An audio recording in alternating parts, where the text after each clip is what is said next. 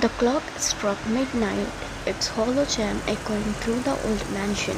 Outside, the world was still, too still, the kind of silence that feels alive, as if even the wind was holding its breath. Jungkook's mother sat cross-legged on the cold wooden floor of the shrine room, trembling hands gripping the edge of her shawl. In front of her, hundreds of candles flickered weakly, their flames bending towards the circle drawn on the floor in ash and salt.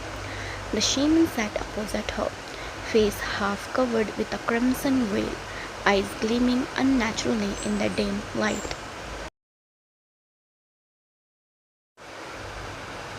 His soul still wanders between the two worlds, the shaman murmured, her voice rasping like dry leaves brushing against stone. You called him once now, he lingers, but he is not at peace. Mrs. John's voice quivered. I just wanted to see my son. I don't care if it's for a moment. I want to hold him, tell him he wasn't alone. The shaman began to hum, her fingers tracing symbols into the air. The flames flickered higher and the temperature in the room dropped sharply. Mrs. John could see her own breath from forming cloud before her face.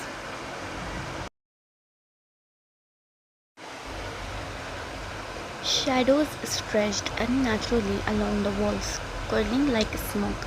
Then, without warning, a candle burst, the wax spattering across the floor. Mrs. John gasped, pressing a hand over her heart. Don't move, the shaman hissed. He's here. The sound of footsteps echoed from the corner, slow, deliberate, as though someone was stepping closer through invisible fog.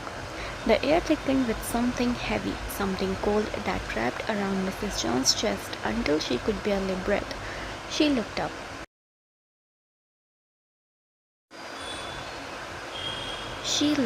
And there, between the candles, stood a faint silhouette. He looked like Jungkook. The outline of his shoulders, the slight tilt of his head, the familiar curve of his jaw, all there, but blurred, like smoke trying to take human form. His eyes glowed faintly, not red, not white, but something in between, like dim light seen through tears. Jungkook, she whispered, her voice breaking. The shadow turned as if he heard her. For a brief second, his face cleared and she saw the same boy she had lost.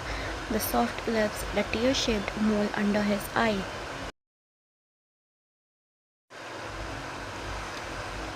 Her trembling hand reached out. My son, my baby. But when her fingers passed through him, the air turned to ice. A sharp hiss filled the room. Jungkook's form wavered violently, the edges tearing like mist in a storm. His lips moved, but no sound came, only a faint echo like a distant whisper, cold, empty. Mrs. John gasped, falling forward. Why can't he speak? Why can't I touch him? The shaman's eyes snapped open. His spirit isn't whole. He's been gone too long. He's trapped between vengeance and love. And both are burning him alive. A cold wind slammed through the room, blowing out several candles at once.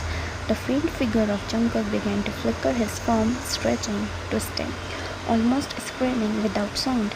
The air filled with the smell of burnt metal and the floorboards groaned beneath them. Mrs. John screamed, Stop, please stop, you're hurting him. But the shaman only tightened her grip on the talisman in her hand, chanting faster, voice rising above the howling wind.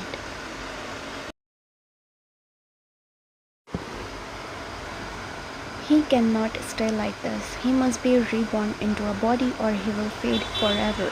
Mrs. John turned to her in horror. What do you mean reborn?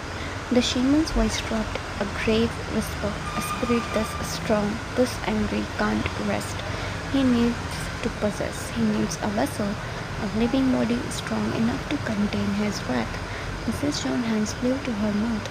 If he finds one, that person's soul will vanish. Jungkook's spirit will take its place. Only then will his power return. The candles flared suddenly at all once.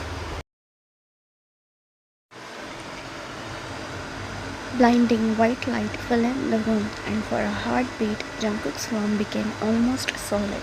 His face was twisted with pain, but his gaze, his eyes burned with desperate longing as they locked on his mother's. Tears streamed down her face. His mouth moved again, and this time she heard it, a faint whisper cutting through the roar of the flames. She is mine, mother. You brought me back. Now I'll claim her. Then his figure dissolved into ash and darkness. The flames dimmed, the chanting stopped, and the silence returned, heavier than before.